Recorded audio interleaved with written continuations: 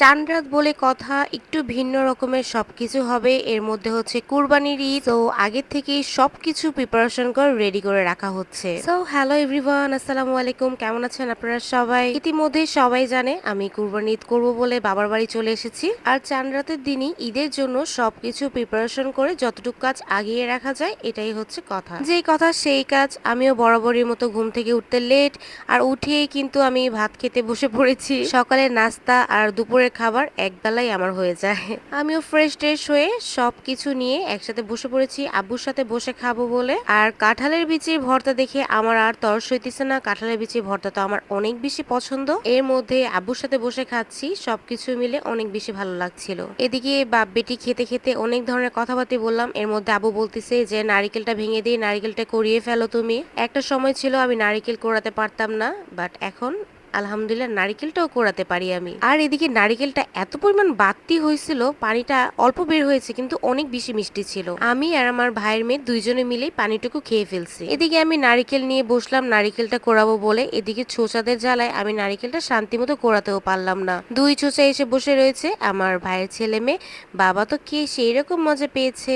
এর মধ্যে আম কেটে নিয়ে বসেছি, একটু আম খাবো বিকেল দিকে। আব্বু আবার ওজন মাপার মেশিন নিয়ে এসেছিল, যেহেতু কুরবানির সময় মাংসটা মেপে দেওয়াই অনেক বেশি উত্তম। এই কারণে আমরা আগেই বের করে দেখলাম সবকিছু কি ঠিক আছে নাকি। ঈদের জন্য পেঁয়াজ সুন্দর করে কেটে রেডি করে রাখা হচ্ছে, যেহেতু ঈদের দিন অনেক বেশি ঝামেলা থাকে। আম্মু আবার ফ্রিজ থেকে কিছু মাংস ভিজিয়ে এখনই রাতের বেলা কষিয়ে রাখবে। ঈদের দিন আম্মু যেহেতু খিচুড়ি রান্না করবে। সন্ধ্যাবেলায় পরোটা নিয়ে বসেছি, আব্বু বাইরে থেকে পরোটা নিয়ে এসেছে, সাথে ছিল বট ভাজা।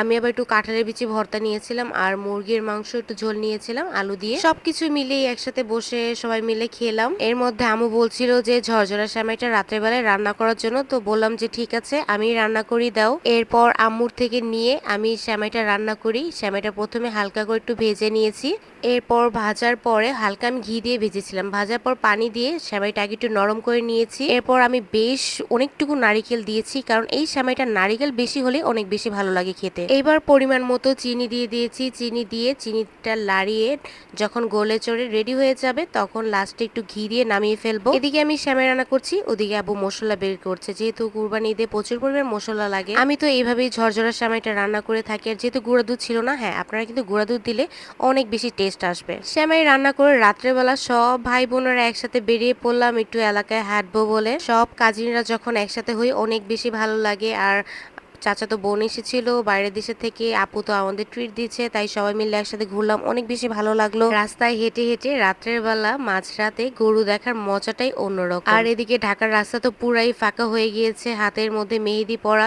সবকিছু মিলিয়ে রাস্তায় হাঁটতে বেশ ভালো লাগছিল। এরপর হাঁটাহাঁটি করে চলে আসলাম দাদির বাসায়। আসার পর চাচি আমাদের কাঁঠাল দিল, তাদের নিজস্ব গাছের কাঁঠাল খেলাম। আর এদিকে বাচ্চারা এনজয় করছে। একদিকে বাচ্চাদের সবাই আমরা একসাথে, রাত বাজে 2টা, আমরা মেহেদি পড়ছিলাম। আর এদিকে আমার ভাইয়ের মেয়ে গান গাচ্ছিল, সেই গান গিয়ে শোনাচ্ছিল আমাদের। এরপর তারও কিন্তু সবার মতো হাতে একটু মেহেদি পরার শখ উঠলো, সেও মেহেদি পড়লো। এভাবেই সবার সাথে আনন্দ ফুর্তি করে চলে আসলাম রাতের বেলা। রাতের ঢাকা পুরাই ফাঁকা।